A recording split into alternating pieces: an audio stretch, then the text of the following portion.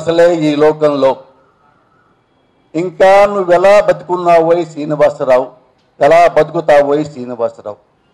ఇది శ్రీశ్రీ గారు రాసిన మాట. దొంగ లంజ కొడుకులు అసలే మసలే, ఇది శ్రీశ్రీ గారు రాసిన మాట. దీని ఎవరు బ్యాన్ చేయలే. పుస్తకం ఇంకా ప్రపంచంలో ఉంది, చాలామంది ఇళ్లలో ఉంది. దాన్ని భగవద్గీత అంత గొప్పగా ప్రేమిస్తూ ఉన్నారు. అందులో శ్రీశ్రీ గారు రాసింది అక్షర సత్యం కాబట్టి. ఇప్పుడు ఆ మాట నేను వాడవచ్చా? అయినా వాడను. సంస్కారం కోసం కాదు. సంస్కారం కోసం అయితే ఆయన డ్రాయర్ కదా, అది సంస్కారం అయితే అన్నమాట. బట్ ఎందుకు ఆ మాట ఇప్పుడు వాడలేదంటే దానికంటే స్ట్రాంగ్ అయిన మాట ఏవైనా దొరుకుతుందా అని నేను డిక్షనరీ తిరిగేస్తున్నా. ఆ డిక్షనరీలో ఆ వర్డ్ దొరికినప్పుడు మళ్ళీ ప్రెస్ మీట్కి వస్తా, మీ ముందు కూర్చుంటా.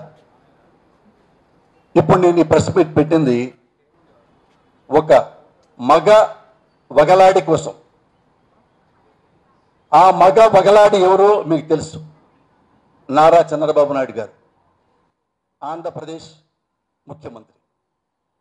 వగలాడు కాదు, నా వెనక ఫొటోస్ మీకు ఉన్నాయి. నా వెనక ఫొటోస్ మీరు చూడండి. చంద్రబాబు గారు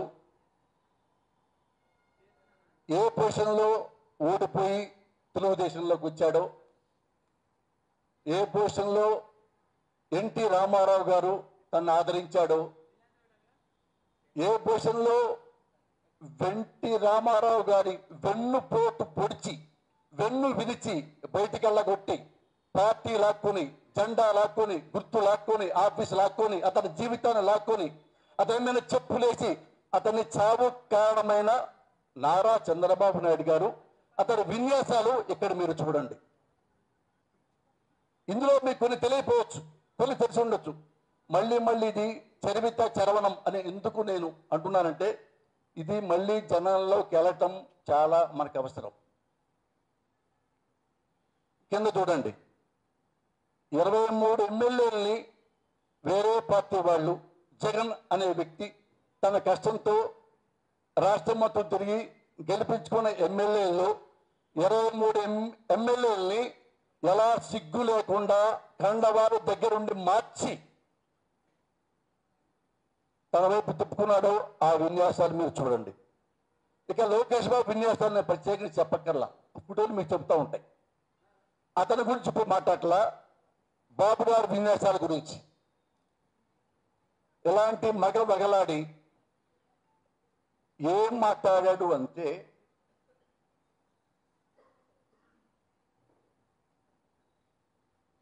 నిన్న ఆంధ్రజ్యోతి మా అన్నయ్య రాధాకృష్ణ గారి పేపర్ ఇది, అందులో ఏం పెట్టారంటే చూడండి. చంద్రబాబు గారు మాట్లాడిన మాట, జగన్ ఆస్తులు ఇంకా వేల వేరే. ఇందులో కొన్ని మీటర్ చెప్తా. జగన్ పెద్ద నేరస్తుడు, అవినీతితో ఆస్తులు భోగేశారు. అయినా ఎందుకు కోర్టులో ఇతర కేసుల మాదిరిగా ఇక్కడ జరగటం లేదు? ఎవరు కారణం? ఆయన కేసులన్నీ నీరుగాచటం లేదా? ఎవరు పని చేస్తున్నారు? తెలుగుదేశం మాత్రం నీతిగా ఉంది. ఇది ఒకటి మీకు అర్థమై ఉంటుంది. ఇక్కడ ఆంధ్రజ్యోతిలో కొత్త పలుకు మాన రాస్తుంటారు. అప్పుడు అందులో 2 మాటలు చెప్పాలి. వైసీపీకి ఓటేస్తే బీజేపీకి ఓటు వేసినట్టే అన్న నినాదాన్ని మంత్రి లోకేష్ గారు అందిపుచ్చుకున్నారు. ఇంకొకటి అన్న స్వయంగా రాశారు రాధాకృష్ణ అన్న, అధికారంలోకి వచ్చిన ముఖ్యమంత్రి చంద్రబాబు నాయుడు రాష్ట్రాన్ని అభివృద్ధి చేయాలన్న ఆరాటంతో సొంత పార్టీని నిర్లక్ష్యం చేశారు. చంద్రబాబు గారు చేసిన అభివృద్ధితో ప్రజలకు అభివృద్ధి చేయాలని ఈ ఆరాటంలో ఆయన తన సొంత పార్టీని మర్చిపోయారు. ఎలాంటి ఆరాటం చంద్రబాబుకు ఉంది? ఆంధ్రప్రదేశ్ ఎలాంటి ఆరాటం అంటే సిగ్గు లేకుండా 23 మంది ఎమ్మెల్యేలని లాక్కొచ్చి కన్నవ కప్పి తెలుగుదేశం కన్నవ పెట్టి వాళ్ళకి డబ్బులు ఇచ్చి తన వైపు లాక్కోవటం. ఇది ఆంధ్రప్రదేశ్ అభివృద్ధిలో భాగమా? అని అడుగుతున్నాను. ఈ ఆరాటమైన ఆయనలో మిగిలింది. అలాగే ఓటుకు నోటు ఆ కేసులో టీఆర్ఎస్ ప్రభుత్వాన్ని పడేసి ఎమ్మెల్యేలు కొనేసి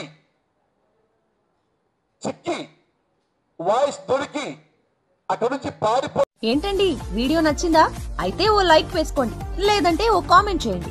ఎప్పటికప్పుడు మా వీడియోస్ చూడాలంటే సబ్స్క్రైబ్ చేసుకోండి.